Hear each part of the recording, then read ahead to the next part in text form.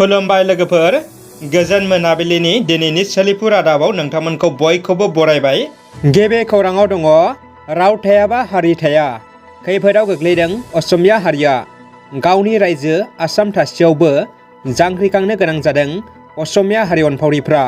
APSC आनजादनिफ्राय Asamiya रावखौ आसाम सोरखारा बोखारनायनि उनाव असमियाफ्रा फिन असमिया रावखौ थिसननो जांख्रिखांनो गोनां जादों।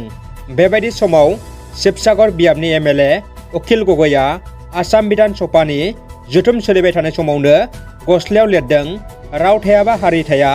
APSC आनजादाव असमिया रावा जोब्बाय। बे मोन्थोरजों सोमावसारदों।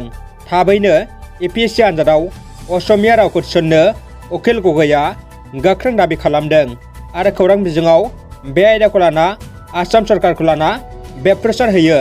UPPL दोलोनि गेजेराव गोरोबलायै थासारि सोमजिदों। पार्टिनि गेजेराव मासिखौ लाना गुलुं गुजुं।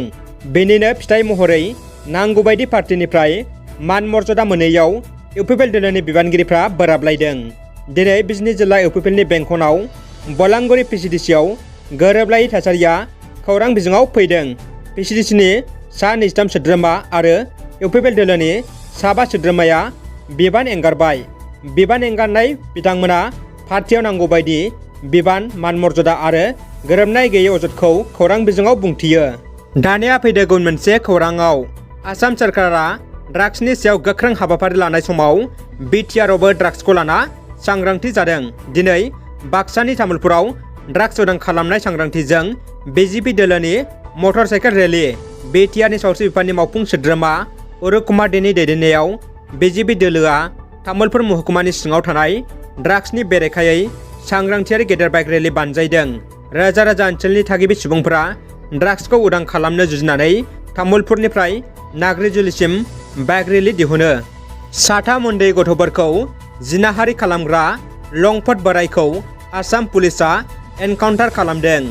आसाम पुलिसनि गुलिजों जोखोम जादों सुबुं माहारिखौ लाजि फोनांहोनाय मुगैथाव जाथाय सोमजिहोग्रा लंफट बोराया। खौरांनि बायदिब्ला 55 बोसोरनि बोराय लंफटआ लाहौरीघाट ओनसोलाव गोबां उन्दै गथ'फोरखौ जिनाहारि खालामबोबाय थादोंमोन।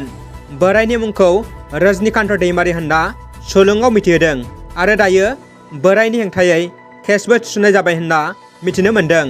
जोबथा खौराङाव दङ गवालपारा जिल्ला बर'फोरनि जारिमिनारि फोरबो बर' बारदलनि बोसोरारि जथुम खुंफुंनो थागथियारि खालामदों।